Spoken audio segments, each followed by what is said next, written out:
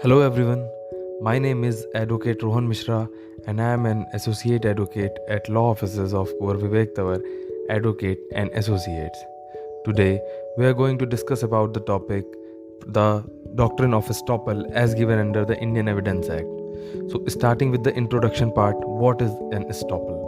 So estoppel is a principle of law by which a person is held bound by the representation made by him or arising out of his conduct. The foundation of doctrine of estoppel is that no person can approbate or reprobate at the same time. The doctrine is incorporated in section 115 and it is not a rule of equity but a rule of evidence applied in courts of law.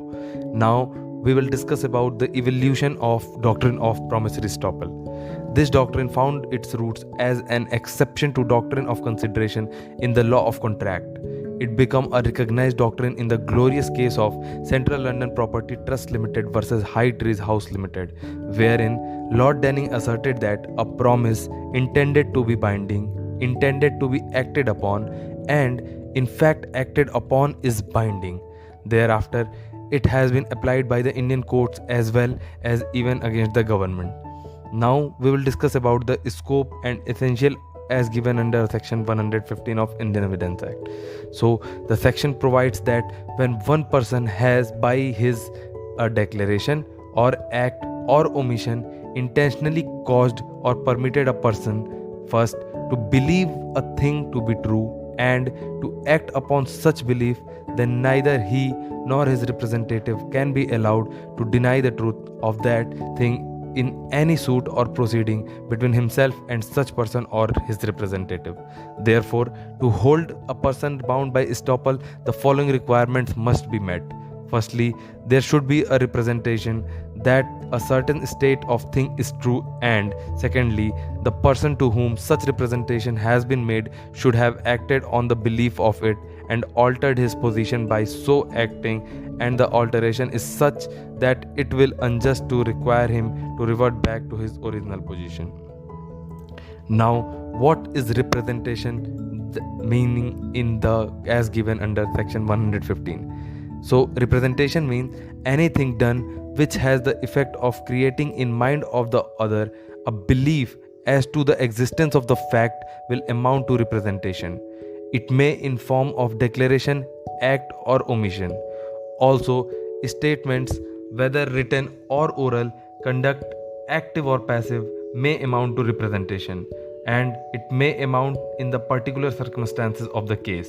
The representation should be of facts and not of the law. Now, we will discuss about the applicability and extent of relief against the state. So, the doctrine of promissory estoppel necessitates striking a balance between individual right and larger public interest. In this regard, the doctrine of legitimate expectation can also be invoked along with the doctrine of promissory estoppel. The state is bound by this doctrine had been held in the following case. The name of the case is MPS Mills versus State of UP. So the brief facts of the case is that the state of UP published a news that it would grant sales tax exemption for 3 years to new industrial unit. The petitioner was granted exemption and proceed with plans. State government further abrogated the policy of exemption. So the petitioner filed the application. It was held by the Supreme Court that the government will be bound by its policy of exemption. Now we will discuss that there will be no estoppel against law or statute. A rule of law cannot be nullified by resorting to the doctrine of estoppel. There was also a case law related to this, namely Basanti Das versus Kamla Nayak. The facts of the case is Panchayat election resulted in draw and candidates mutually decided among themselves to decide a winner by lot. It was held by the court that there was no estoppel against the candidate challenging the validity of the result, as voters will has to be ascertained according to the statutory provisions, not according to the agreements between the party. Now we will discuss about the application of estoppel or what are the kinds of estoppel. So this doctrine is applicable in almost all legal branches. Some of such applications are as follow. Estoppel by record. The doctrine of res judicata is an example of estoppel by record. This kind of estoppel is dealt with under Section 10 and 11 of CPC 1908 and Section 40 to 44 of Indian Evidence Act 1872, but it is the final decision that has the effect of estoppel. Now we'll discuss about the estoppel by deed. If a person makes a deed, then he and his privies cannot deny the factual basis on which the deed was entered into. If a lessee makes a sublease, then the latter will be bound by the period of original lease, though not mentioned in the sublease. Now we'll discuss estoppel in pass.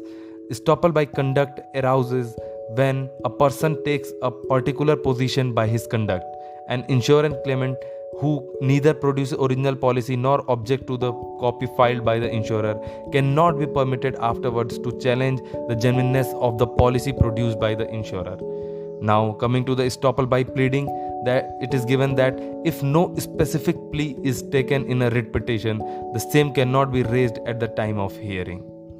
So this is all for today. Now we will meet in next lecture. Thank you. Stay safe. Stay